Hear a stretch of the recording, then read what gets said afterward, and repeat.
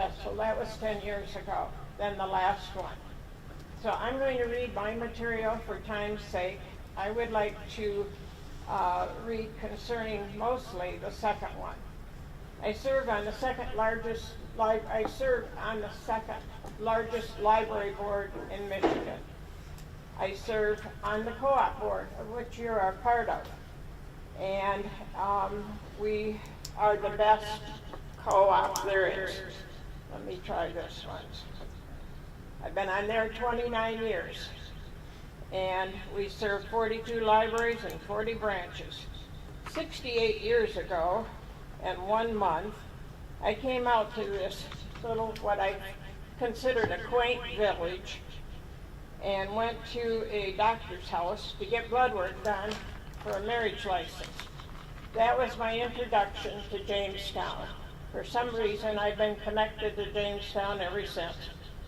I still think it is a quaint town with a fantastic, neat library.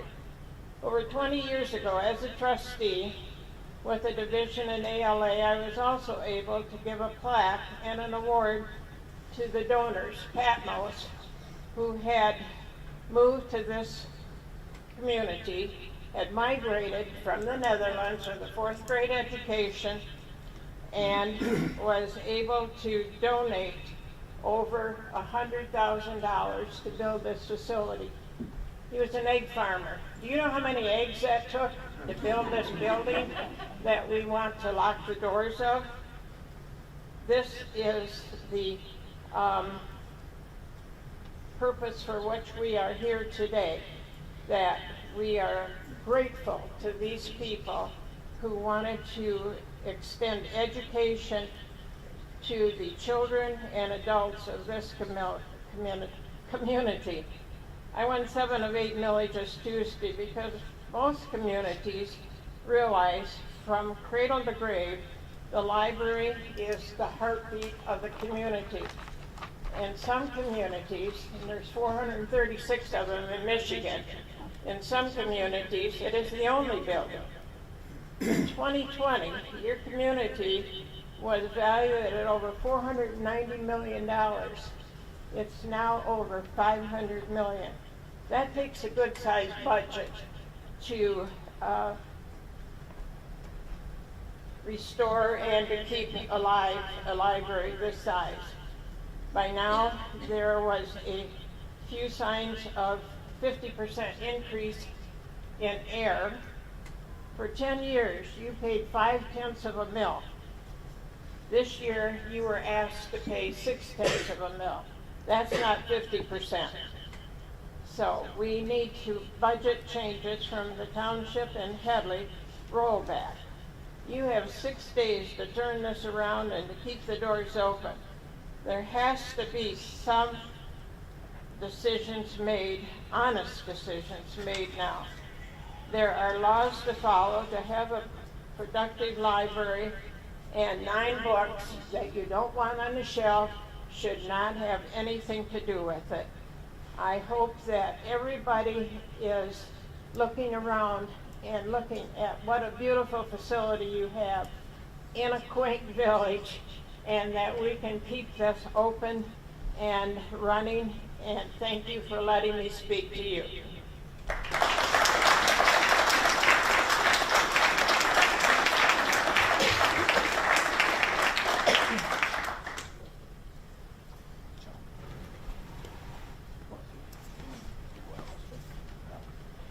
We'll see how. Yeah, let's see how it goes. Thanks. Is this the one we need? Yes. What? All right, my name is Karen Cracker, and I've been a resident of Jamestown Township all my life. Louder, and your name. Here. Louder voice. My name is Karen Cracker. I've been a resident of the Jamestown Township all my life. My dad was even on the township board a long time ago. So I respect this community. I respect the library. I respect what's happened in this library up to a certain point in time. But I think things are being distorted with what's really happening here. I think it's all brought into a whole about the community, about the LGBTQ, and that is not what this is all about. This is about our kids and what they are being fed to them with the information that's available on all the shelves here, openly displayed. That's what we are fighting for right now. There's no hate involved here. In fact, I think there's more love involved here than anything else. Because we are caring about our kids, your kids, all the kids around. And about what they're able to take in without parental consent. I'm up here for a couple reasons. I brought 4 books for reconsideration. There's more that we could have brought. They were turned down, and that's all right. You have a right to do that. But I have a right to appeal, and so I'm appealing to the board for these books. I brought 4 books in, Kiss 8, Spinning, Heartstopper, The Breakaways, on April of 29. I would like you to read the books now because I'm bringing it to the board, and that's where I have to go now for my appeal. And so I'm asking you to read the books. I would like to have you read the sexual content, the explicit inappropriate pictures, the profanity, and even sputting of a Jesus Christ on a cross in a church. I'm not sure you all know or have read some of these books. I think you need to. I would again reiterate that this is displayed openly on the shelves and available to all children, but designed specifically for 4th through 8th grade. I again state that our children need to be protected from this open display. It needs parental supervision, and at the very least, coded if they cannot be taken and removed. We live in a nation that still has "In God We Trust" on in our coins. We have "Under God" in the Pledge of Allegiance. And 10 commandments are displayed in the justice systems around this nation. But we were told by our president that if we brought anything had anything to do with faith, they wouldn't look at it. That's wrong. That's discrimination. 3 minutes are up. 3 minutes. You didn't say 3 minutes. We're up with the other lady, though, did you? You got 3:30. So, anyway, I reiterate, and I stand on that, and it's about our kids. And I would like this to be reviewed again. Thank you.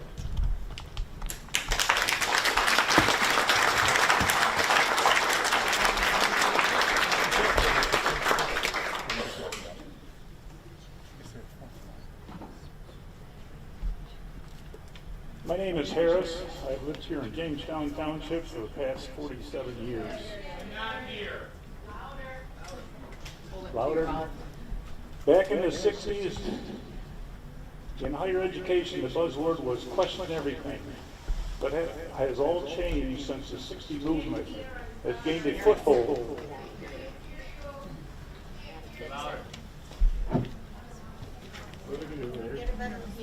Turn it up. Go after this. Is it possible to turn the sound system up? Because back there, we're hearing nothing. Yeah, the sound system is we're at max. So Where are the speakers? right here. So I'm saying, am I speaking louder than Harris was? Harris, can you? Yeah, thank you. Use your football game voice. Yeah, just have that close, yeah, and talk loud. Okay, we'll try again. My name is Harris. I have lived here in Jamestown Township for the past 47 years. Back in the 1960s in higher education, the buzzword was question everything. But that has all changed since the 60 movement has gained a foothold and has infiltrated first our universities, then spread to our government, the media, and educational system. If you question them, you will be ridiculed, cut off social media, receive hate messages, and be called a domestic terrorist just to try to control and silence you. Freedom of speech is only for them. This is what Karl Marx and Lenin taught their followers to do. Last month, you board members were told that when the book reviews came back for the appeal process, you cannot use your faith as a guide. You board members need to question that. Whose faith and set of beliefs are you to use? These books are just a distraction. They are not the real issue here. The real issue is your freedom of thought, your freedom of speech was taken away from you. Also, God's authority was removed and replaced with another person's thoughts and authority. That has always been Satan's goal. That's how woke Marxism works. They get us divided, we fight over books, while they take away our rights and tell us how to think. To teach sex and homosexuality to children was one of Marx and Lenin's goals. To have sexual-oriented books for young children in our library is one thing. When the staff sends them out as recommended reading to 11-year-old girl without the consent or knowledge of the parent, it is undermining parents' rights and responsibilities. But it fulfills Marx and Lenin's goals. Again, these books are not the real issue here. Your lifestyle is not the real issue. The real issue is going behind the backs of parents to groom and indoctrinate their children without parental consent. Maybe you don't think your freedoms are being taken quietly away. Maybe you don't care if you are told what to do and how to think. Are you okay with another person influencing your child or grandchild against your will? These are things that concern me. That's why I'm speaking up. My challenge to you as a board is to go back to the 60s, question everything, look deeper into what's going on. What is the American Library Association forcing you to do? Wake up to what woke is and what Marxism is trying to do to our society and country. Question whether a library is for information or indoctrination. As a board, you shape the impact that this library has on our community. So thank you for your time and work. You have a very important role to play in our community. Thank you.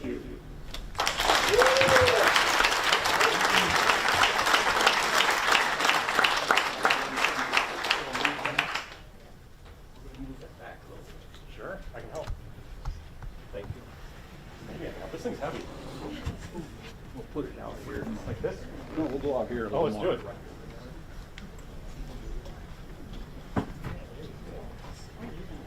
You can be in the front row. Front row seat. Expensive seats now. Hi, my name's Joe Spalding, and I think there's a special place in hell for people who harm children. I mean banning library books. This is a favorite book of mine. The very first time I went to a library was in Holland, and I got to hear this book get read to me. It's Matilda by Roald Dahl. I'm going to read a little bit to you because I think we can all use a little of this. Mr. Wormwood switched on the television. The screen lit up. The program blared. Mr. Wormwood glared at Matilda. She hadn't moved. She somehow trained herself by now to block her ears to the ghastly sound of the dreaded box. She kept right on reading, and for some reason this infuriated her father.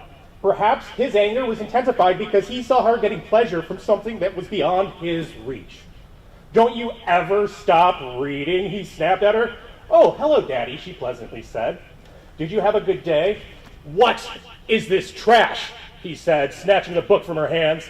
"It isn't trash, Daddy. It's lovely. It's called The Red Pony. It's by John Steinbeck, an American writer. Why don't you try it? You'll love it." "Filth," Mr. Wormwood said. "If it's by an American, it's certain to be filth. That's all they write about." No, Daddy, it's beautiful. Honestly, it is. It's about... I don't want to know what it's about, Mr. Wormwood barked. I'm fed up with your reading anyway. Go and find yourself something useful to do. With frightening suddenness, he now began ripping the pages out of the book in handfuls and throwing them in the waste paper basket. Matilda froze in horror. The father kept going. There seemed little doubt that the man felt some kind of jealousy. How dare she, he seemed to be saying with each rip of a page. How dare she enjoy reading books when he couldn't? How dare she? That's a library book, Matilda cried. It doesn't belong to me. I have to return it to Mrs. Phelps. Then you'll have to buy another one, won't you? Most children, in Matilda's place, would have burst into floods of tears. She didn't do this. She sat there very still and white and thoughtful. She seemed to know that neither crying nor sulking ever got anyone anywhere. The only sensible thing to do when you are attacked, as Napoleon once said, is to counterattack. I don't think West Michigan is the type of community that wants to ban books. I don't think West Michigan is the type of community that wants to see a library or the people who dedicate their time to it as supervillains. That's all I have to say. I hope you all check out Matilda. It's a wonderful book. I'm Joe Spalding. I'm running for county commission in Ottawa County and Holland Township.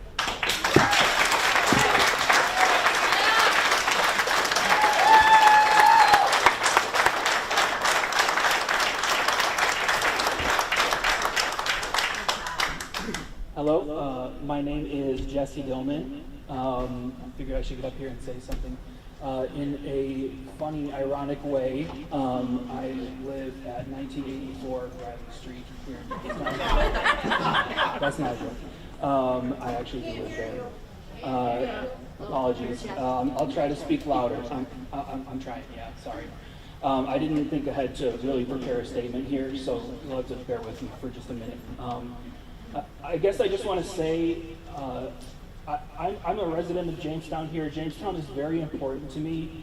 I've raised 2 kids here. I raise chickens here. I have a garden. I'm a Christian. And you know, my kids, my son's eyes light up every time we come here, and he gets to play on this train mat here. He's learned to put together puzzles over here. I put him to bed every night with books that I rent from here. This place is so important to my family, and it's so core to Jamestown. And I know that's true for so many other families because of how many people have reached out to me over the last week and how many people are here in support of the library. And ultimately those things and the fact that Patmos is such a core part of our community here is always going to be so much more important to me than the exact placement of a handful of books on a shelf somewhere. I just don't care about that. Like, that does not matter to me compared to the fabric of our community that is here at Patmos and the impact it has on our families here. So thank you all for coming here, and thanks for supporting me and supporting the fundraiser, and thank you for supporting Patmos, most of all. That's all I have to say.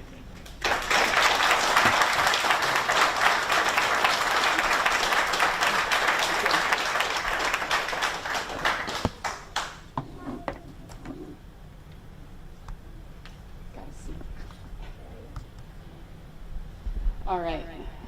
My name is Donna, and I have lived in Jamestown Township for 47 years. So here we are again. And you, Library Board, have some huge decisions to make. I am praying you will make wise and truthful decisions. Our tax dollars should never be spent on reading material that grooms children by normalizing sex actions. Participating in sexual dialogue with a minor is illegal. It's called grooming.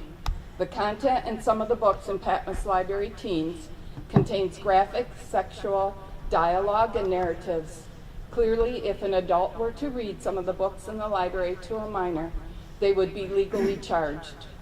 No child has an innate sense of being genderqueer, pansexual, two-spirit, or gender fluid. Adults oppose these ideological constructs on children and facilitate their adoption as sexual identities. It is manipulative, destructive, and wrong. All this to say, When did it become a library's duty to be obsessive about gender and sexuality for children? It's a parent's job to ensure that their children grow up to be stable, self-confident, mentally healthy individuals, including building a solid connection between mind and body. A library who pushes this agenda is very disrespectful to parental authority. It is my duty as a parent and a grandparent to research and question everything for the sake of my children and grandchildren, not blindly trust. Doctors are not the authority, teachers are not the authority, the government is not the authority. That authority was given to me, the parent, by God. It's mine and it's his. As concerned parents, we have given the board many of ideas how to address the concerns of the inappropriate books, including wrapping them, giving them their own section, categorizing them, etc. But sadly, they have refused to listen. Part of being a good parent and a citizen is working to make the world better for our kids. Another part is showing children that if something is wrong, we need to work to set it right and to always stand for God's truth and protect the unprotected. This is why we continue to attend and speak, and someday I hope you will hear us. Thank you.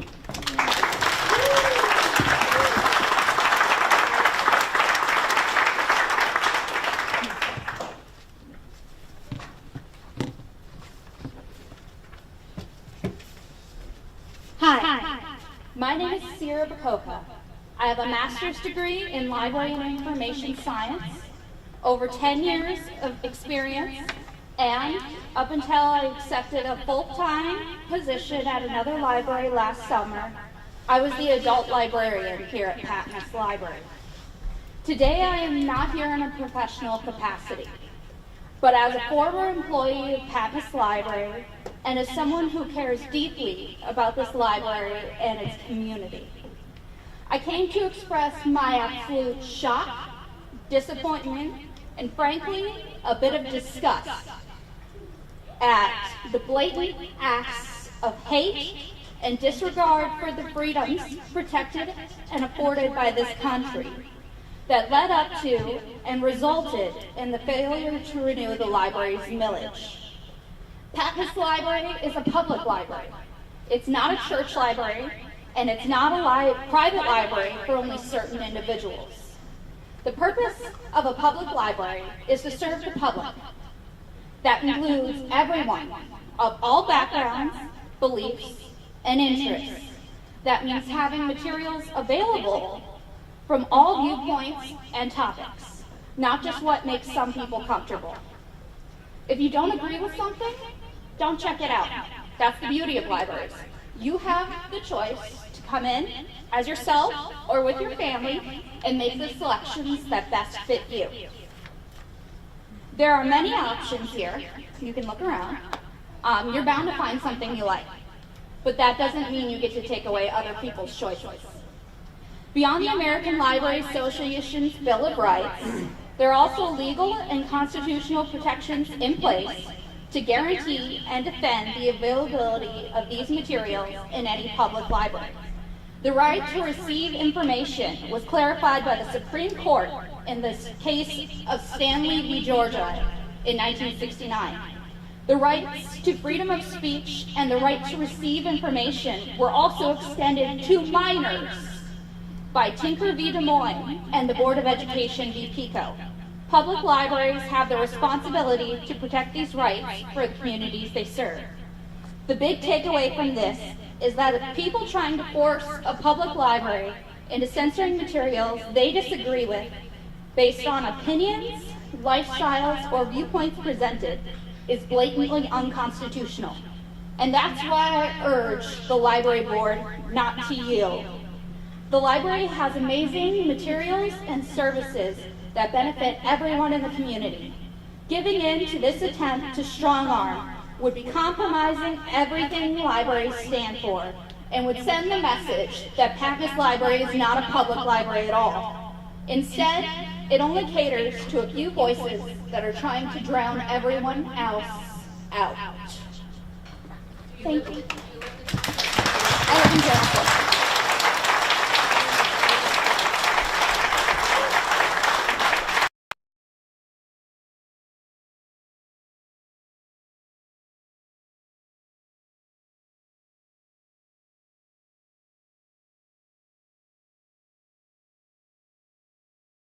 I happen to live just across the street. Louder, Mike. Louder. Louder. I'm trying. I wanted to speak just mainly to the board. All those letters people have been talking about, I really don't know. I like girls, always have, always will. But we have used this library as part of the Lakeland Cooperative because it's close. I don't have to.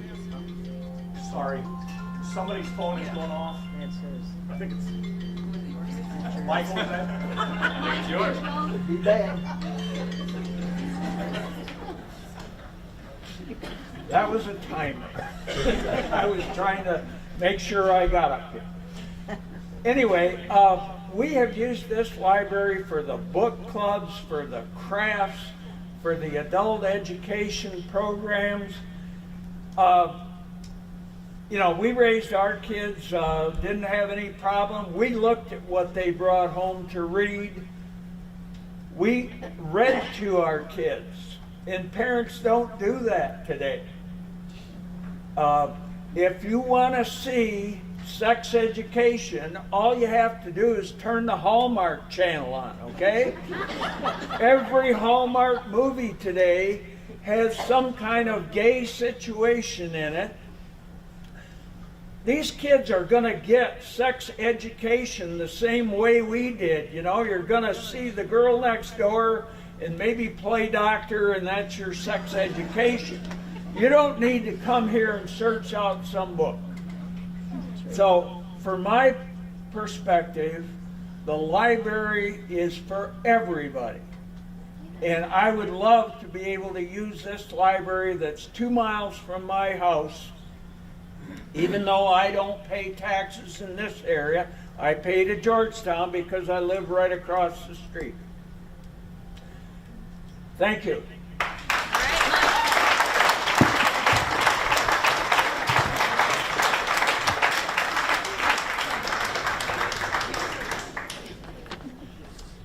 Hello. Everybody can hear me okay? All right, my name is Todd Avery. I am from Jenison. I taught for 31 years at the public high school. I am running for the House of Representatives for the 85th District, and Patmos Library falls under that jurisdiction. I am here in support of the library and all it does for this community. This summer, I traveled to many Michigan libraries, large and small, for the summer reading program as an educator and a performer. I saw firsthand the positive impact that libraries have on communities. In a recent article, Cabello and Butler shared many say that you can't judge a book by its cover. And increasingly in the United States, you also can't judge a library's value to its community by simply its books. Although the books within the public library for checkout are important, they represent one of many resources provided to the public. Certainly, throughout the COVID-19 pandemic, we came to understand the value of local public libraries as they provided internet and hotspots for children who would have otherwise been in a significant educational disadvantage. If you voted no on the millage renewal, you may believe that you are taking a position of community responsibility and perhaps morality. LGBTQ+ literature has been at the center of this controversy. Library staff have adjusted the location of some books, but have stood firm on the principle that this is a public library.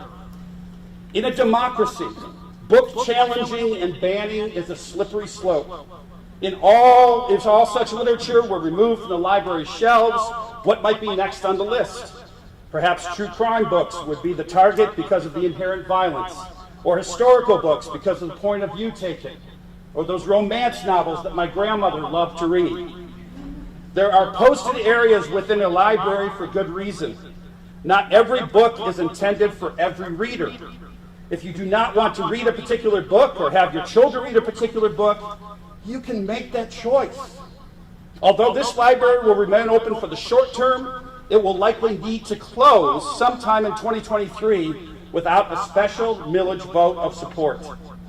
I encourage this community to consider what is at stake, and I hope that the board will move forward to create a special millage vote and work to inform the community more fully on its many services. You may not be able to judge a book by its cover, but I believe a community is judged by the support it gives the service areas within it, including this public library. Thank you.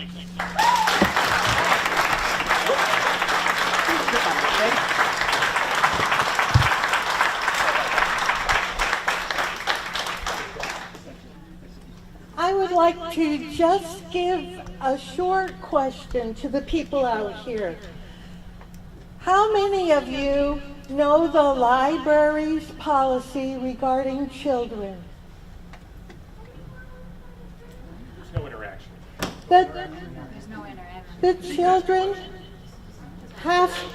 13 and under have to be accompanied by an adult. And we enforce that.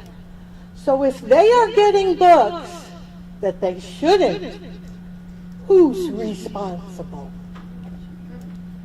Next.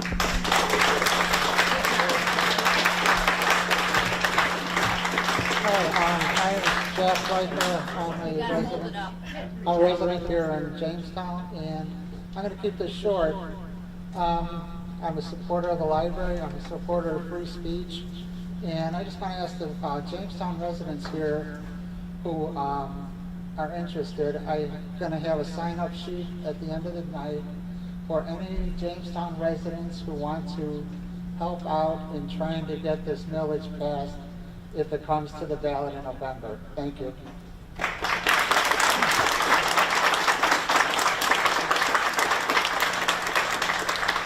You guys hear me? Sorry, I'm probably gonna get emotional. I grew up in this area, actually Burnouts. My family has been here forever, and I moved to California. I was a conservative Christian. I had a culture shock of my life. But I got to know the LGBT community and the love that they gave me. And most of them came from Christian households that never taught them about being gay, or that it's okay, or that they have love and support, even if you are a Christian. And I moved here to get a kidney transplant, moved back here, and successfully I have. And I loved this area because this is where my family is, and it's beautiful, and it's a Christian community, which I love because I'm a Christian. But I've seen more hate and more bullying in this area, and that every day I'm in tears. What did I teach my children about Christianity when the Christians around me are only spouting hate at people that just don't agree with them? It is okay that we don't agree, but we need to understand there are other people in this country that are allowed voices and allowed representation and resources, and that it's okay that we can live together and have that happen. And I support this library and everything you guys are doing, and I will do anything in my power to make sure that this library stays open. Thank you.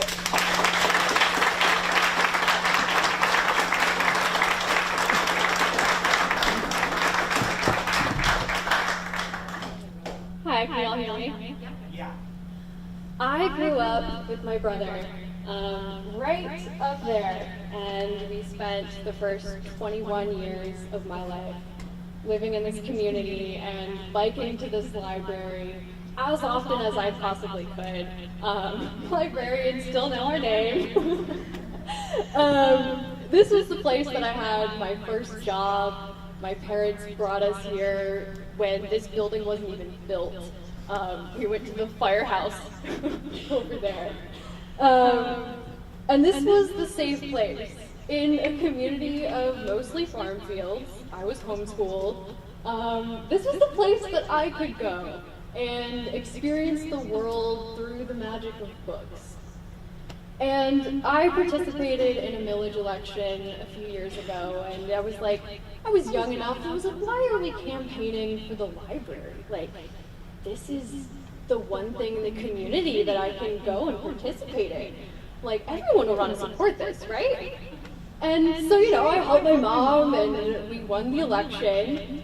And when I saw the millage was up again, and I was like, there's a chance that it doesn't pass, but that's not gonna happen. And when I woke up on Wednesday morning and I saw that the library had been defunded, I was completely shocked. I cannot believe that anyone would want to close down the one place in this community that I could come and feel safe and feel loved by the librarians and experience all of the books here. So I hope that you support this library, because it should be a place for all people to come to, no matter who they are. This is a library. You can be whoever you are, and your neighbor should be able to be whoever they are. I love this library, and I will support it with everything that is in me. Thank you.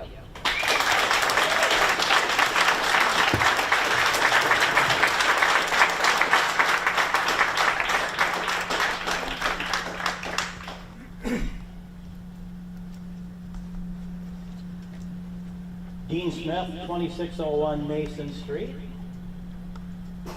Who ever heard of a library millage being voted down by almost a 2-to-1 margin? This board heard resident concerns over $5,000 spent on a material selection policy that gave autonomy to the director and instituted an appeals process that was arduous, time-consuming, and nebulous on response times. There were also concerns over overtly sexual material being displayed for all to see. Mainstream media has characterized this as LGBTQ plus bigotry. I don't want any overtly sexual material, gay or straight, or any violent material either, for that matter, on public display. One father lamented that the library was no longer a safe space for his children. The board did nothing to respond to those concerns except adopt the selection policy as written without even clarifying the response time omissions. Residents responded by voting their concerns about how their money is being spent, which is their absolute right. It's their money. No one wants the library closed, but they felt a strong message needed to be sent. I'm not advocating book banning, censorship, or anything that violates the First Amendment. I am suggesting a compromise that materials that generate complaints from patrons remain available but not displayed, placed under a counter, jacketed, next to the dumpster, whatever. The library director's job basically is to administer the operation competently, implement programs, and serve the people who use the facility. The board needs to make clear to new hires that furthering agendas based on personal biases is not part of the job description. Unfortunately, that's how this whole situation started. I surmise that many of the materials found to be objectionable were never requested by anyone, but were part and parcel of the previous director's agenda to force a more progressive tone in our community. Larry, you stated that you were confident the board could work through the hurdle the conservative group has thrown your way. Maybe my compromise and caution about furthering agendas could be a way to work with the conservative group. Simply scheduling another vote isn't going to work. The vote wasn't close, and I don't think that's going to change. Thank you.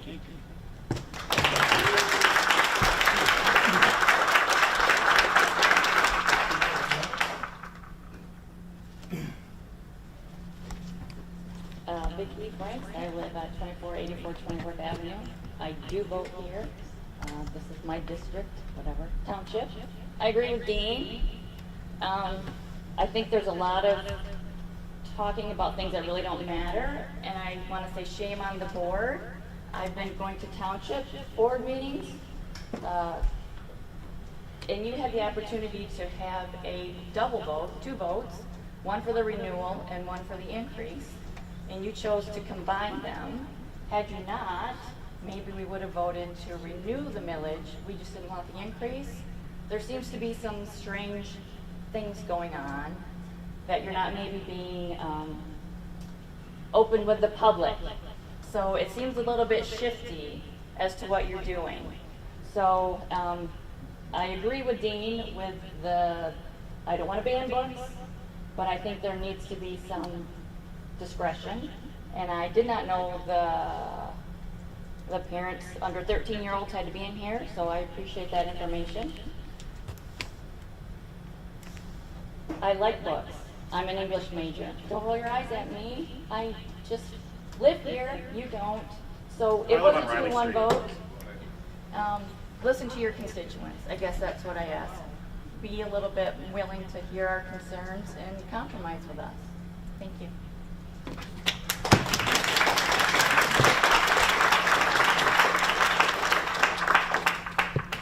My name is Norma Sharda. I live in Jamestown Township. I've been in Jamestown Township for 40-some years.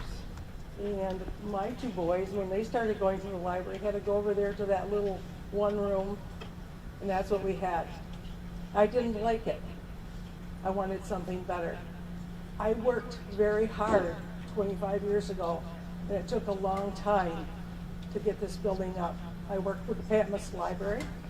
I got them to donate $1 million. I worked with a neighbor lady.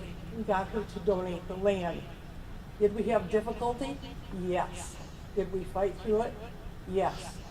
I never expected this to happen. We're a community that's supposed to love each other, be kind to each other, work through all the elements, just like we did before. Instead of having a group that can't even announce who they are, put up signs that are totally illegal because they don't comply with what Ottawa County requires. We should have a right to ask any one of those people that put up a sign, why?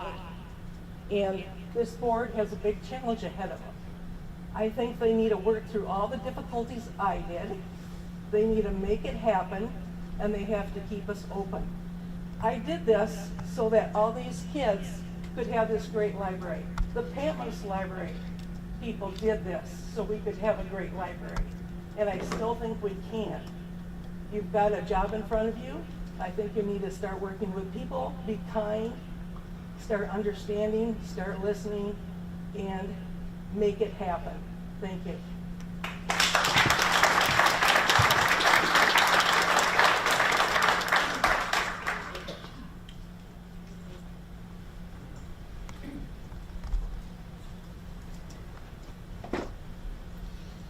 Uh-oh, there's Patty.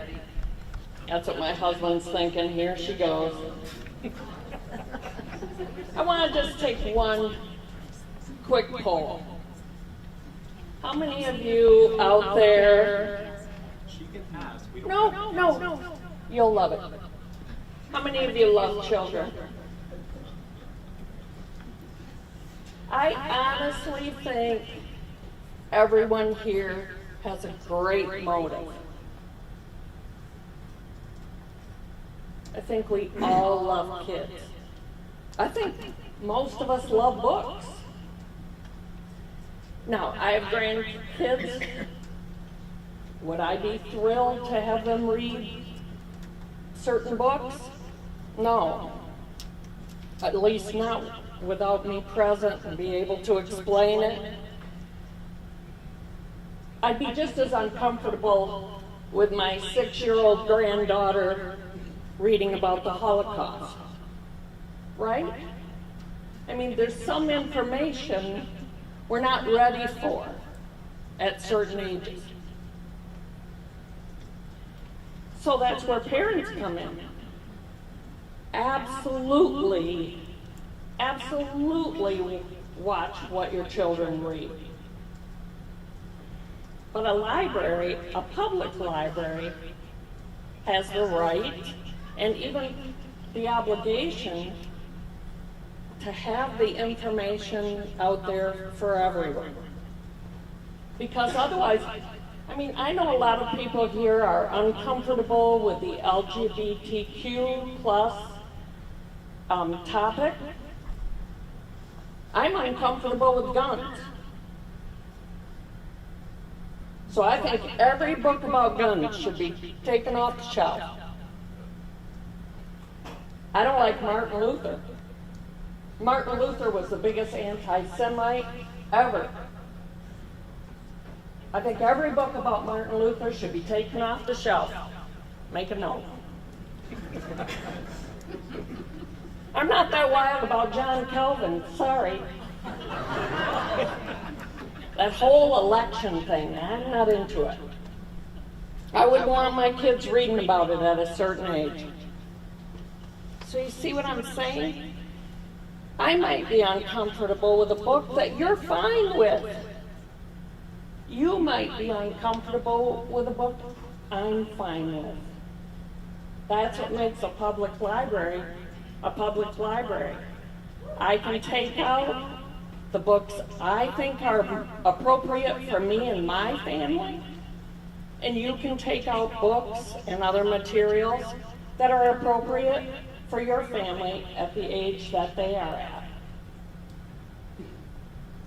I would hate to see a library close over less than 0.01% of books.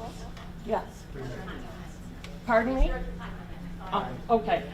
My time is up. I hope all of you will support our library. I would hate to see it close.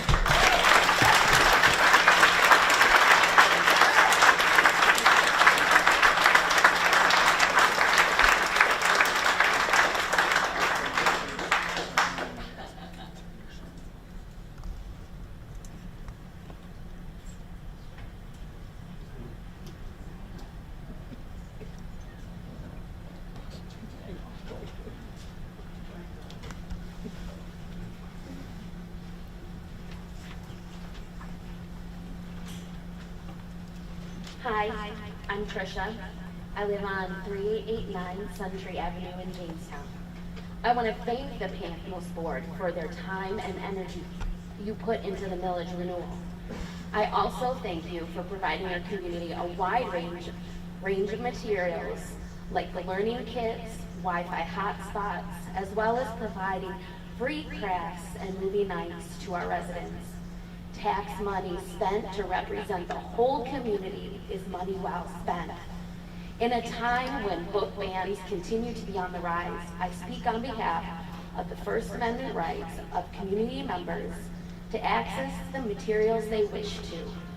You have talented and competent professionals using their expertise to the best of their abilities.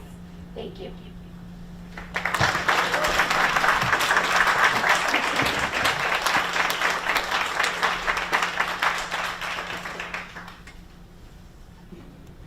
Hi, my name is Melissa Chando. I don't live in Jamestown anymore. I live in Holland, but I grew up 6 doors down, I think, from this library. My grandma taught me to read here. I bring my daughter here still. This library is important, not only to its community, but people outside of it.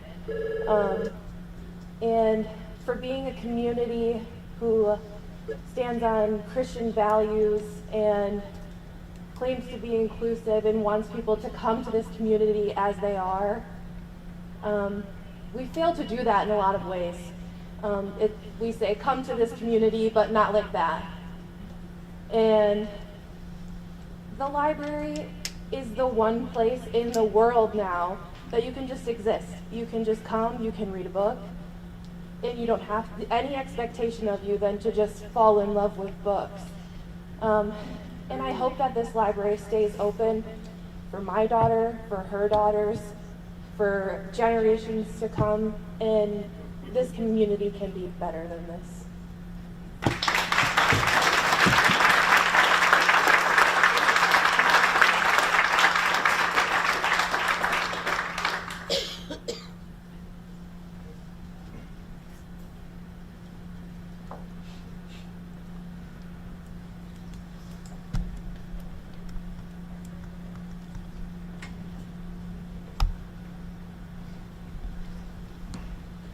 Hi, my name is Joel Kinnear. I don't know if anybody can.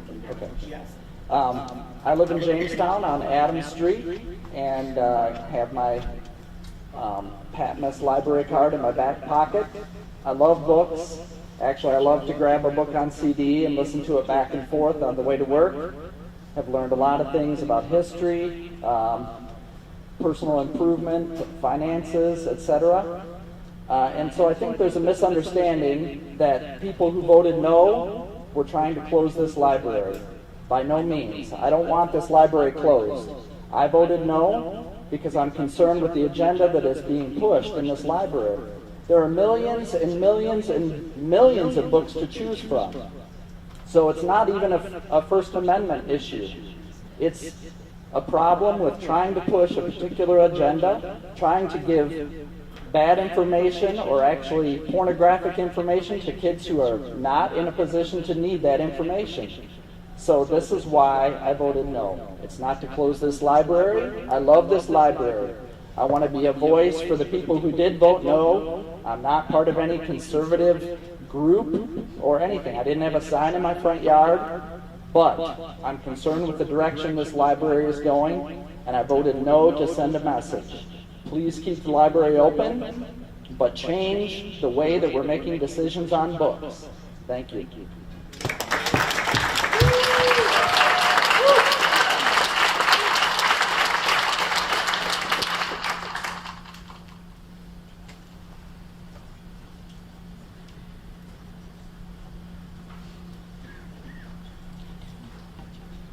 Hi, my name is Joy. You guys hear me? Yeah.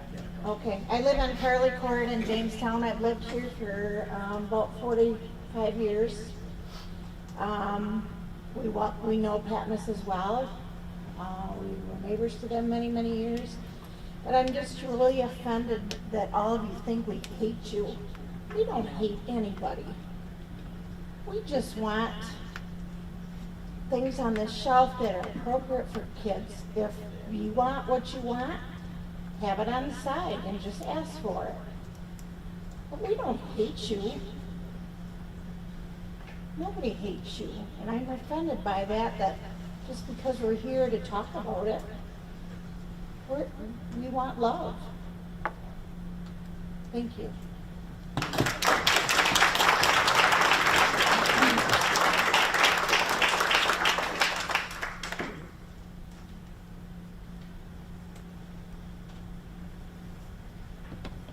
Hey everybody, is this working? My name is Matt. I live on Mason Street, a few miles that way. I just wrote a few things down, so I'm going to read it. Sorry you don't get my eye contact. Let me start by saying I want this library to remain open. I want this to be a place my wife and kids can go to. I believe this is more about sending a message that has been largely ignored from local library board levels to national government. This is the community's library. This community is trying to send a message in the only way we can. It's not about removing books. It's not about hate. It's about making our voices heard. Voting no wasn't violent. We tried to make our message clear. I hope you heard it, and will work with us. That's all.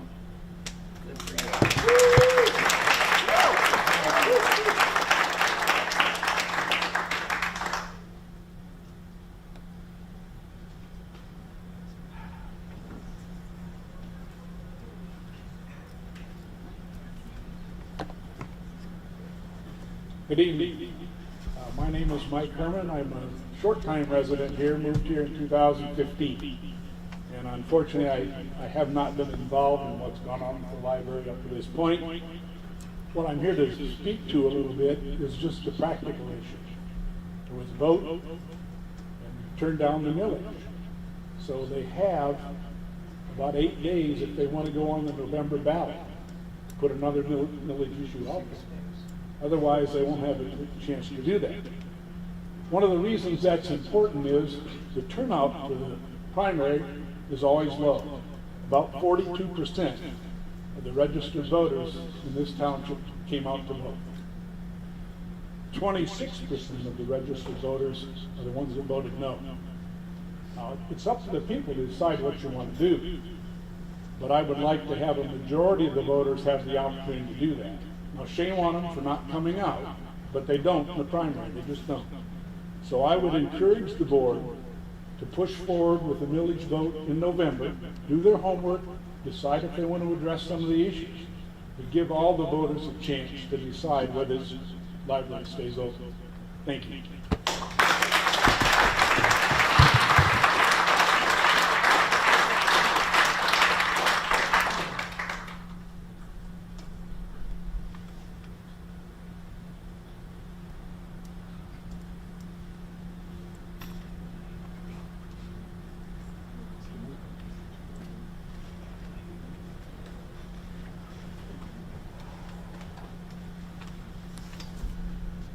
Can you guys hear me?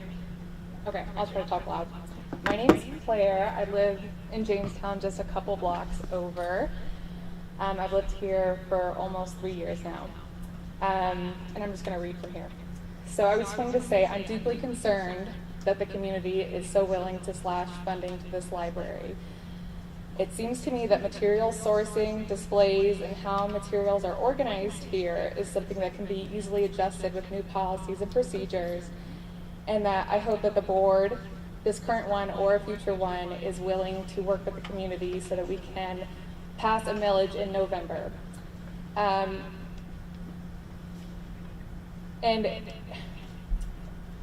to defund the community resource, I feel like, is to vote against our own interests, our kids' interests, our grandkids' interests. If the library closes, we don't know what the future is for it. Anyway, so I hope everyone here who lives in Jamestown, who votes in Jamestown, would vote to pass a millage in November if one is proposed, and that we can work together to adjust any policies or procedures for any materials that are controversial.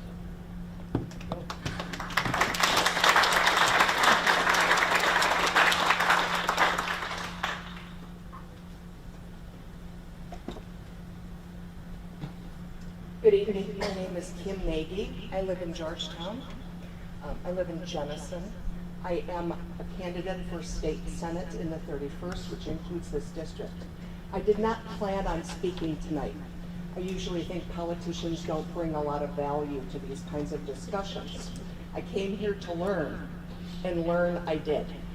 I've learned that a lot of what I heard from the public space, from media, was inaccurate based on comments from all of you. This library provides a very important service in terms of information, learning about others, learning about a huge variety of topics. I was distressed at the vote because usually in our community we vote for all the villages. It's just kind of pro forma. So it was obvious that there's some kind of problem. We're seeing democracy in action. How great is that? Thank you for showing up. Thank you for being part of this process. But I do also agree that because the turnout is so low in our primaries, in our generals, it's usually around 76%. I hope you bring this millage up again. I hope you get it on the ballot again. It is unfortunate that people are not engaged in every election, but it is the truth. So kudos to all of you for being here. Thank you for sharing your information with me, and please keep these doors open.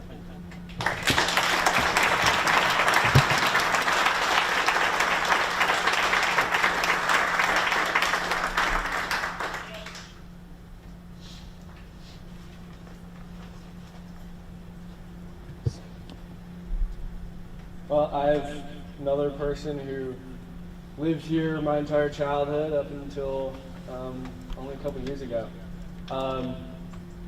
And I would say this library was an amazing place. I read so many of the books here. I mean, I would go up against anyone who lives here that I've read more of these books.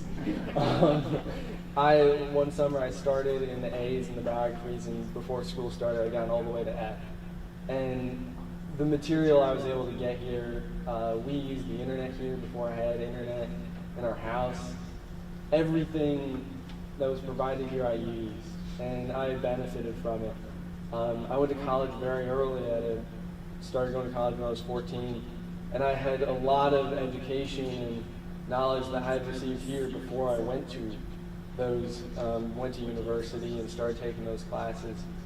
And I think the thing I want to talk about is it's going to be put on the ballot for November, and hopefully you guys will vote accordingly, but it will be impossible to separate the books from that millage. And I know, and I understand the book issue. I grew up in a conservative family.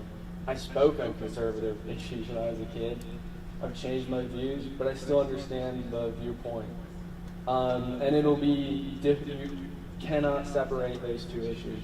You'll have to vote to keep the library open, separate from the books. And that is my main speaking point, and that is what I wanted to say. So thank you guys, and keep the library open.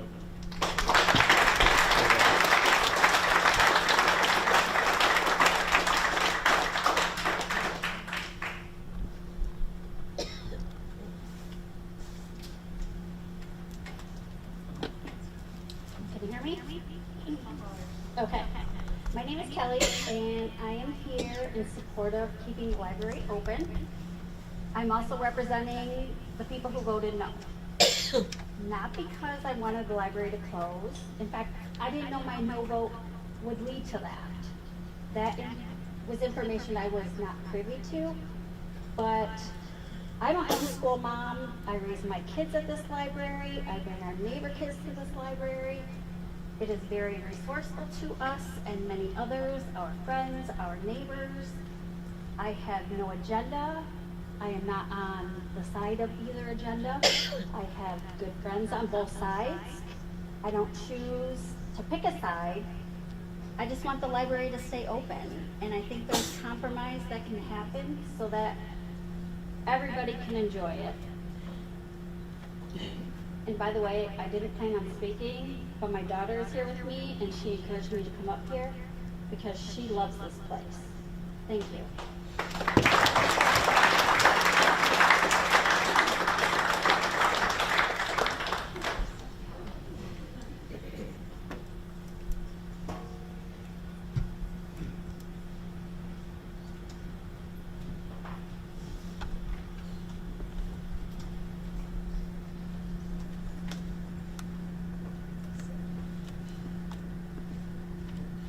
I'm Gwen. Can you hear me? Gwen. There we go, okay. I'm Gwen Snoik. I live in Hudsonville. I taught in Jamestown, and when I see Fanny behind Children's Corner in here, I know what she'd be saying. I want to just say that the American Library Association is our enemy. It's not the people sitting here. They've signed on to the agenda of the left, and they've committed themselves to pushing it. And as they award books that are pornographic, pedophilic, librarians are drawn to them because of the awards that they get.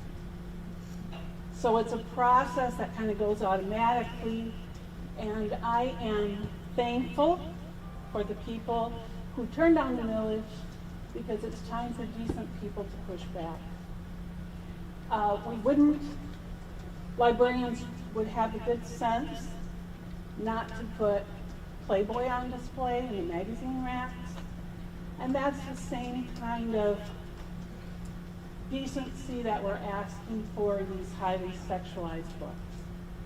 I just want to read, was that my time already? Okay, I just want to read, this is tips from the American Library Association on how to clear the shelves in your library. Sneakily fit stuff into current programs so that you're not doing drag queen story time yet, but you're probably doing regular old story time, right? Try to sneak inclusive messages into your current programs, for instance. If you're reading a book about Mama Bear and a Papa Bear, maybe when you read it, you just change it to be about two Papa Bears. Or if you're reading a book about a rabbit who likes to get dirty and play sports, maybe when you read it you could pointedly say it's a girl rabbit. If there are characters in a book where the gender is unidentified or irrelevant, feel free to play and change it up. Chances are kids and families won't even notice. But for that same-sex family or gender non-conforming child who does, it will really mean a lot to them. We need to make a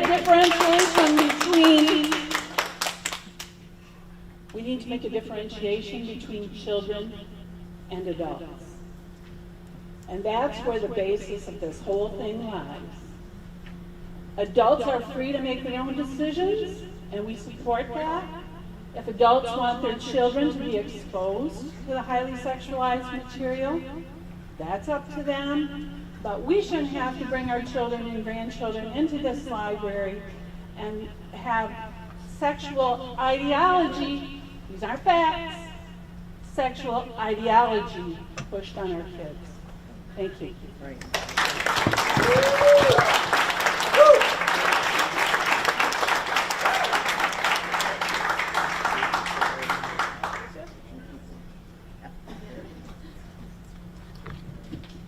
Hello? Hello. My name is Sarah, and I'm from Hudsonville. I never lived in Jamestown, but I lived in Hudsonville for 25 years, and my kids went to Jamestown Elementary and went to Riley. So I have spent a lot of time in the Patmos Library. I also have a transgender child, and it hurts me so bad that I now have to homeschool my child because your kids bully him so much. And I love our Gary Biker Library. They have LGBTQ books, and it just makes my child so happy to see himself represented in a book. There is nothing wrong with other people loving other people. Like, I don't understand how I am a Christian, and I am so sad for this community. I wish I had prepared something better to say, but that's all I have to say right now.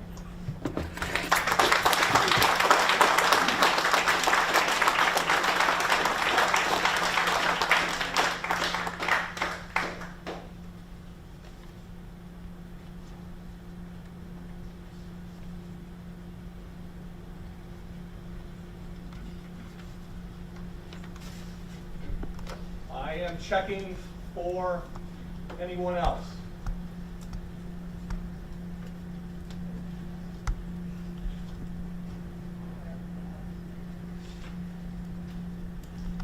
Okay. So thank you. That closes our public session. As a reminder for everyone that this was your opportunity to speak, we have to close out our regular board session with some additional agenda items. I appreciate if here again you can maintain your silence during this part of that. And yeah, if you could just give us a second right now to regroup, and we'll start right back up here in a second. So if that's good.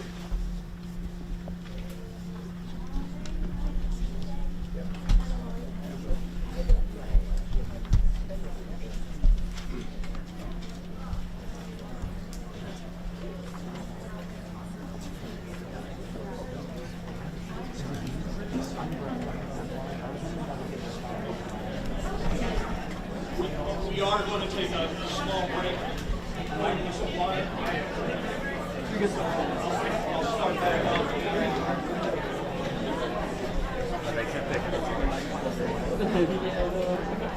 We're going to start back up in 5 minutes.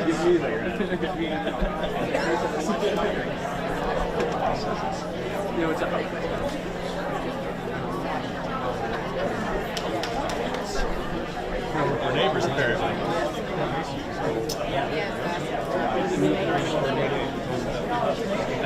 So, like, you know how my wife. we heard the same answer. I was like, hey, yeah, our horse. I do geriatric course. Mine's 31, the board one is 30. You can't ride either one of them anymore. I just think join the retirement. When the very first person spoke,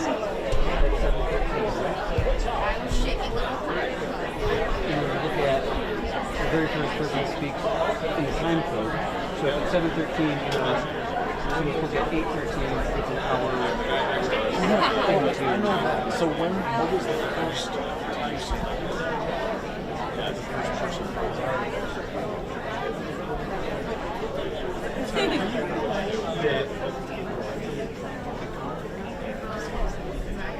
My grandmother. Oh, absolutely. I love her. So,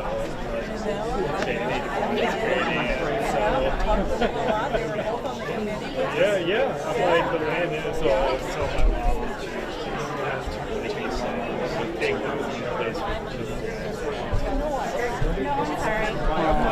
Sorry. One going in Eastfield. I do.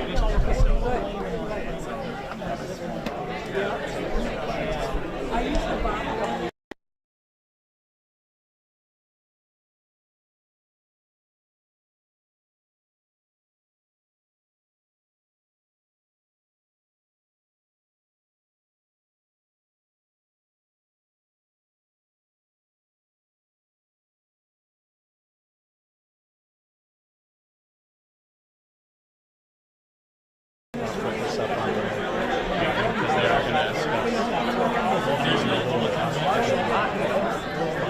Oh, okay, yeah. But I remember having those fires.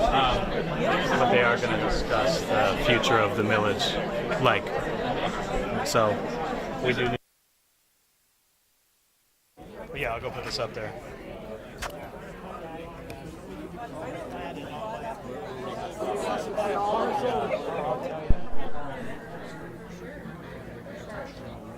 I have 7 of them too, and I know they yeah, they're not. It's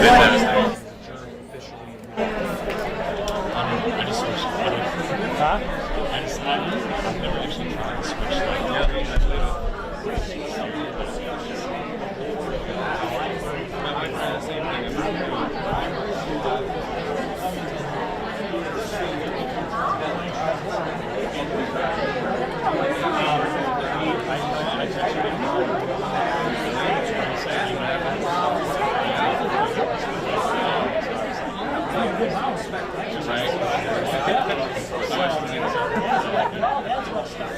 Sure.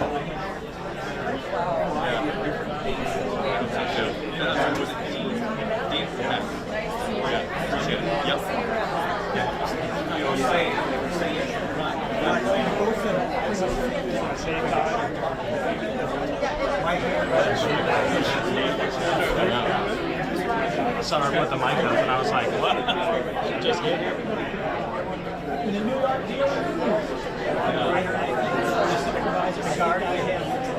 I'm meeting with a report. The big time. Please stop by.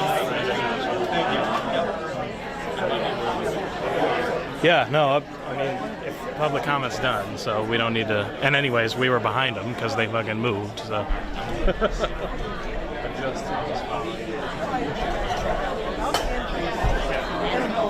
Yeah, I wasn't sure.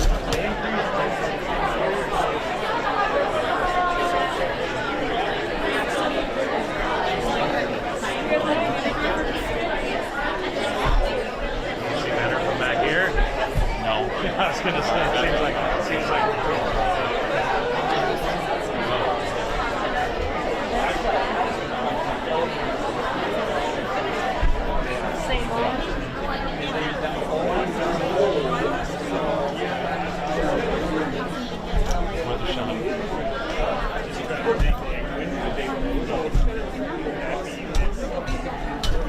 But like to get it advanced to do that, this was so many times there, you had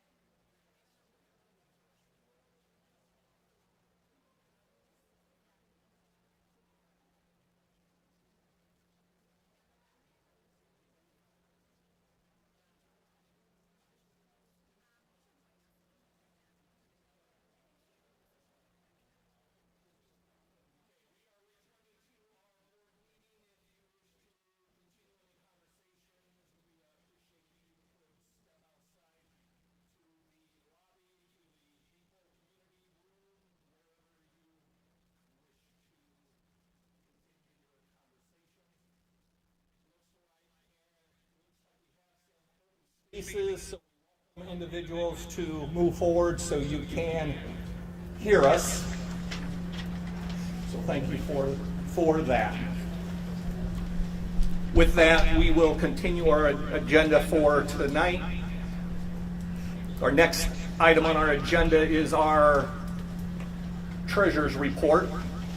So with that, we all received from Marcia information recently in regards to our numbers.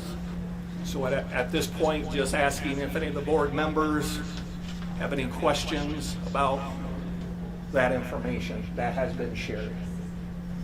I have a couple of questions. Just on the 2022 audit, is that a yearly event? 2022 audit. Yeah, there was a Siegfried Crandall, $500. I think it's required. Yes. Okay. Yep. 1 year. Okay. Right. Just because I'm new. Yes. Absolutely. Yeah, that's required. So. Okay. Yeah, and you're right. Lots of years.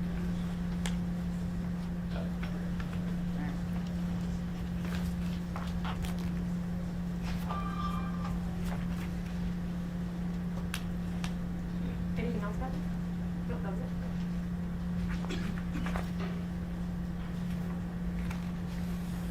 We're good.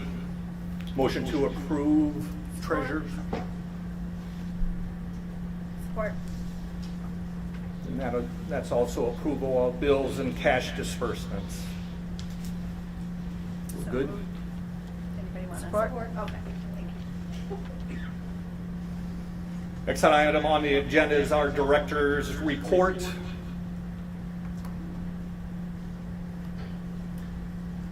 We have statistical data that I will read some of this just to provide this. So physical circulation for the month of July looks to be 5,573. Digital circulation for the month, 1,547. Total door count for July, 2,624.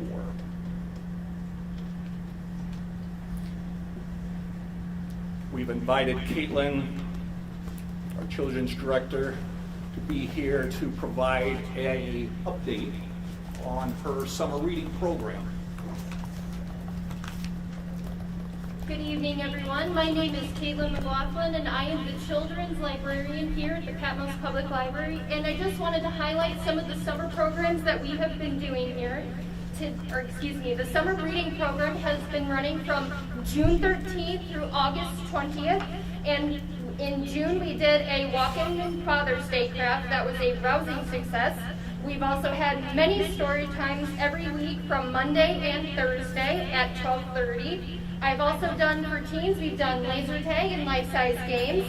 We also did a series of shark studies in July. We studied nurse sharks, hammerhead sharks, tiger sharks, and great white sharks, and we wrapped it up by showing Jaws here at the library, and we had a wonderful time doing so. We also did a chalk the walk event.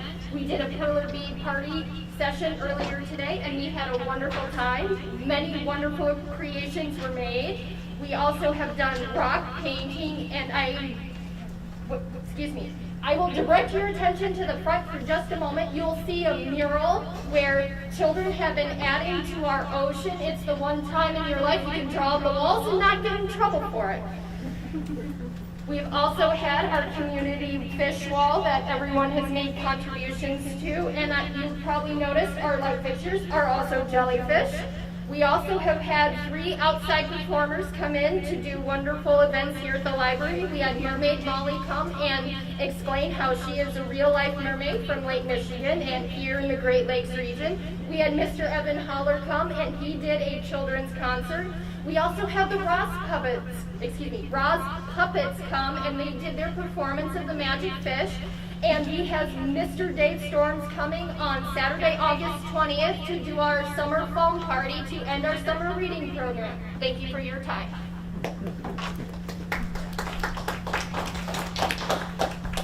Caitlin, thank you for that. And you're not required to stay here with us. If you're any reason you want to step away, you're free to do that. So, any other comments, directors? report. So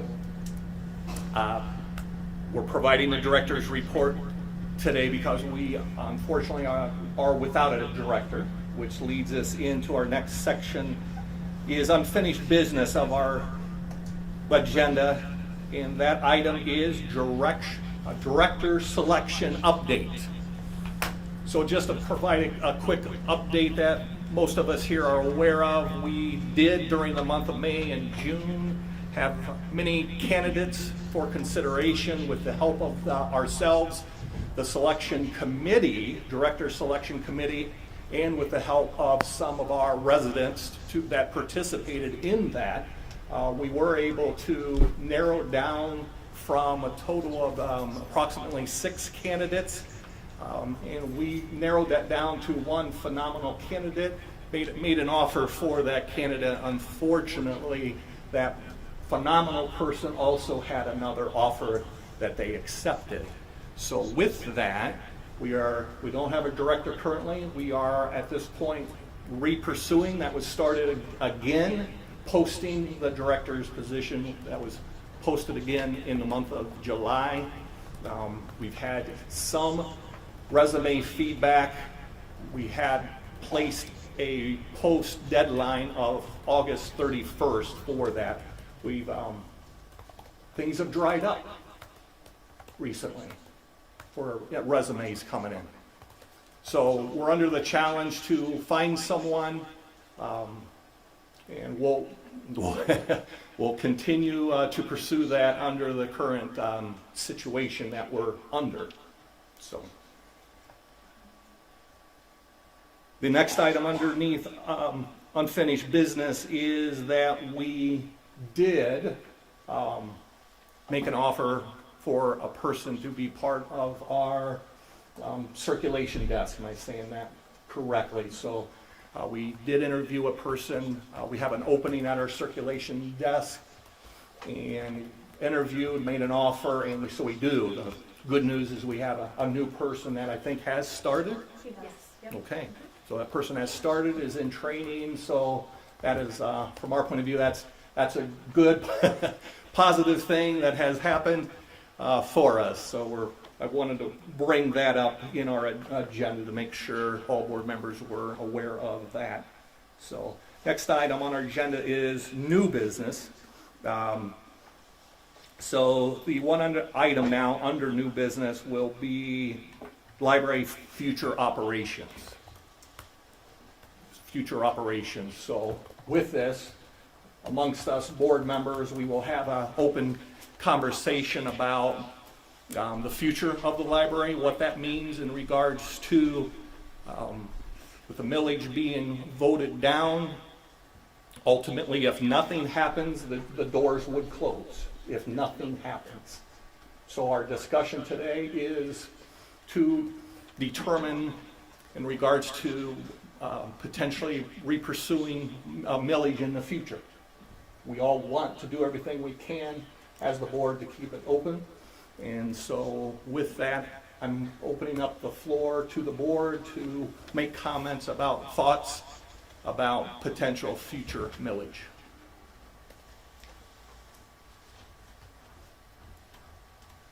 Okay, I will comment. I will comment that we have done some research. Tonight there has been some public comment regarding the next possible millage would be November. So we can possibly be on a November. The deadline to submit that to the county clerk is August 16th. August 16th. So that's one option, that we could be on the November primary if we quickly decide if we want to do that. The next option would be possibly being on the ballot for next year, 2023. There's the possibility of May. There's the possibility of August. Of any time in 2023, there's a cost. There would not be a cost to the library if we were on the November ballot, because there's already a primary being held, so there's not an added cost to us. If we were to pursue a millage in 2023, there would be a cost to that. So do you want to talk about that, what you found, or you want me? So from the Ottawa County Clerk, that cost to be on the ballot next year is approximately $7,000 to $8,000 to do that. So that would be a cost to have information placed on that. The next option, so we have option 1 November, option 2 next year, option 3 would be a millage on 2024. 2024 would be a year that there would be a primary that we would not have to pay. So I'm just throwing that out, that is an option. That is an option if we say, well, we're not going to be able to respond quick enough for next week, that we would be on November. For some reason, if we say we don't want to pay the $8,000 for 2023, then I'm just throwing out option 3 of this would be 2024. So that's a summary of that. That's a summary of that.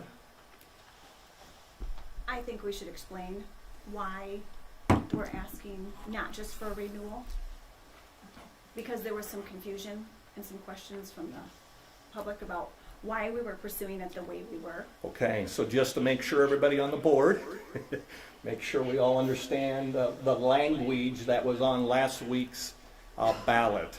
Might need to know the history. So the first millage to support this library would have been in 2002. 2002, at that time it was a 10-year term, and at that time that was a 0.5 millage. In 2012, the millage committee made the decision coming out of the Great Recession of 2009, 2010, and the great unemployment rate at that time, if anybody remembers, that time frame was 16%, 17% unemployment. The millage committee at that time made a decision to just have a renewal, knowing that our expenditures were high at that time. There were renovations that were needed at this library. There were renovations needed to keep it functional from an infrastructure, from roofing problems that we've had, leaks that we still have on this roof, HVAC concerns. Anyway, a decision was made at that time to do a renewal. So that was a 0.5 renewal. There's something called a Headley rollback. Headley rollback takes the 0.5 renewal and converts it into, realistically, a 0.46. I forget the rest of the digits, but it's less than 0.5 because of something called a Headley rollback. So coming into, for the last 3-4 years, we've gotten supplemental money from the township. So the township has assisted us with helping with some of these improvements that we were looking for in regards to items, technology improvements. So the township did help us with technology, renovations. The depot room has been renovated as an example. This area here has been renovated with newer furniture. So these are just some examples of the additional funding that the township has helped us with. We have a great relationship with the township, open conversation. We have been looking to be self-sufficient, that we don't need to go to the township looking for supplemental money every year. So this year on the ballot, one vote that would be a renewal plus a 0.1 mil increase. That 0.1 mil increase would be the approximate equivalent to what the township had been supporting us with. We would become self-sufficient at that point. So, Township did cut our funding. I think they need to know that. okay. So that we'll just make the statement that this decision was made this past year for this year. So earlier this year, a decision was made by the township to not provide that funding for this year. There was funding previously to that, not this year. So a little bit more motivation for us to put that 0.1 mil on the ballot here again to have the funding required to run this facility efficiently. We are looking to, with monies, to maintain and increase technology, computers, self-checkout, which I see behind everybody there is new technology. Looking to update, we haven't yet, but update our digital signage to be able to communicate. That sign is already out of date. So we're looking to do some upgrades in that regard. We're looking to expand from recent surveys. Number one item is hours. Number one items of surveys is wanting more hours. We're open currently 40 hours. Our patrons' number one item is we want more hours. We currently, for example, on Saturday is 3 hours. A lot of our community neighboring libraries open longer than 3 hours. That's one area that we would naturally, with proper funding, would expand to keep patrons happy to be open a longer period of time. So Competitive salaries, we're not attracting. I was just reminded about competitive salaries. So we all know about the inflation, about cost for employment right now is going up. For our director's position, that position is posted right now at a salary of $45,000 to $47,000. That's a part-time position, 32 hours, no benefits. It's a struggle. We're struggling to find a person for this position. The current millage situation with hiring someone, it just makes it that more of a challenge for the selection committee to find someone and hire someone. So I'm looking for the board for any other comments you wish me to bring up, or Spend a lot of stress on the staff, and we're just hoping to keep them. And all of this money would go to that. yeah. So I'm saying we have a phenomenal staff that's been with us a long time. And they're stressed, especially after last week. They wonder. So we are trying to keep our staff motivated, keep them happy, keep everything moving. So Keep them safe. Thank you. Keep them safe. Keep them safe. So. And they've also took on more of the workload now that we do not have a director. And they've taken on more. So yeah, we at this point we were lucky at one time to have an interim director that was filling in. That person left, so we've been through 2 directors within the year already. Our staff, kudos to them also, they're stepping up. So our current staff is filling in. They each are handling different areas of the director. Keeping this facility operational, keeping it going. So here again, you're our lifeline. We appreciate you. So. Can you speak to the safety issue? So I would vote for 1.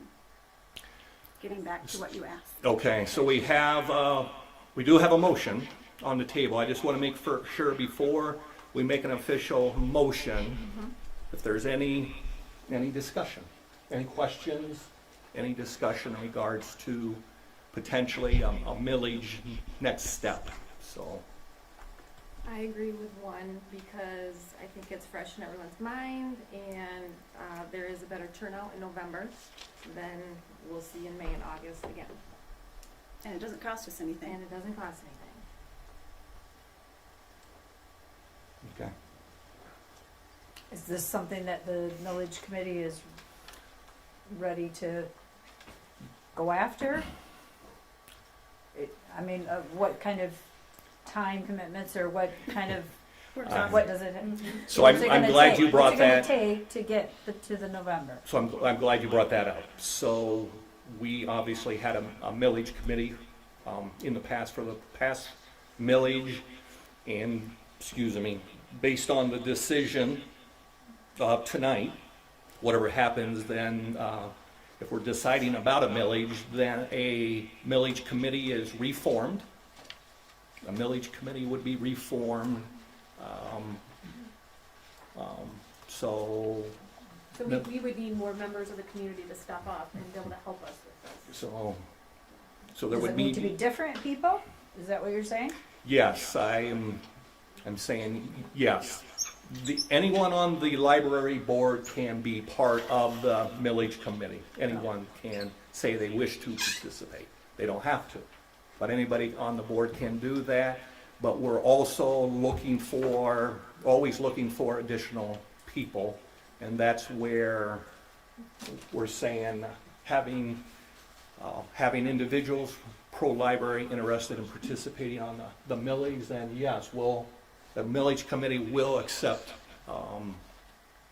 anyone to help out with that regard. So Because it can't just be library board members. yes, there has to, can't all be board members. It has to be additional patrons anyhow. So we do. We would naturally go back and ask our previous members if they would be interested in doing that. I'm looking at some of them, and we would invite. We would invite. There was somebody who was offered to write down names of people who wish to help out. So thank you. Right back in the back there. So Kathy, good question. Thank you. Appreciate that. So any other board questions before we move on to accepting Deb's motion? Okay. You're making it hard on me. Okay. I'm the kind of guy, my whole life, if you voted no on something, you meant no. And I always hated to see it 2 months later in the next election. Okay. The people said no. They have their right to say no again, but what Yes. I'd like is to have the majority of the community's voices heard, the ones who are on vacation, the ones who don't Yeah. vote in primaries. That's what I'd like Yeah, to know. that's I'd like to know that's- what the community really thinks, not just 3,000 people who But voted. that's what I'm getting to. Yeah. I would support a millage vote now. Even though it goes against everything I've believed my whole life. So. Okay. Okay. Thank you. So with that, we have a motion. Deb, we have a motion. We have a second? A second. Support. So we will go around the table and officially vote for this, just to document this. So, Marcia? Yes. Ange? Yes. John? Yes. Kathy? Yes. Deb? Yes. Larry? Yes. So with that, we've passed that. We will pursue, millage kit committee would pursue putting millage on November primary. We would work with Candy in regards to pursuing that, because this has to be filed with the county by August 16th. And it's got to go in. Has to be in their hands. Yeah, and in township people. And contingent upon township. It's got to be in the township. The language has to be in the township's hands for their meeting for their approval on Monday. So 1 week. I 1 kept- week for that. I kept the renewal language the same in our motion. The ballot language. That's what we're gonna talk about as well. Is this a renewal or a new millage? Now that the renewal has been defeated, is this called a renewal or is this called a new millage? My understanding is that because we're still within this year, that it can be, the language could be the same. We can ask the lawyer, So we need to contact council to. I'm just wondering what the wording would be. Yeah, Is so- that a renewal or a new? Yeah. No, it is technically a renewal because you didn't change the language. You don't have time to change the language. Okay. I mean, Monday is the 15th. If they approve it, somebody's gotta get in their car the next morning and bring it to the Ottawa County Clerk. I volunteer, you know what it is. I do, I know where they're at. So that you wanna, he needs to call a committee meeting of the village committee. And are they gonna decide that the language is gonna all remain the same? And then it has to go to council from the township. And there again, they have to approve it and it's gotta go in. Because the 16th, it has to be there. That's Tuesday. Tuesday, Can't be a so. minute later. So. Obviously, it has to move fast in regards to Sounds like that. renewal is the easiest way. Yeah. So. Okay, so with that, so, okay, that closes out our new business for tonight. So, any board last minute comments to be made on any other topics at this point? Okay, we're good there. So, last item is motion to adjourn our meeting. Support. Thank you. Have a good evening.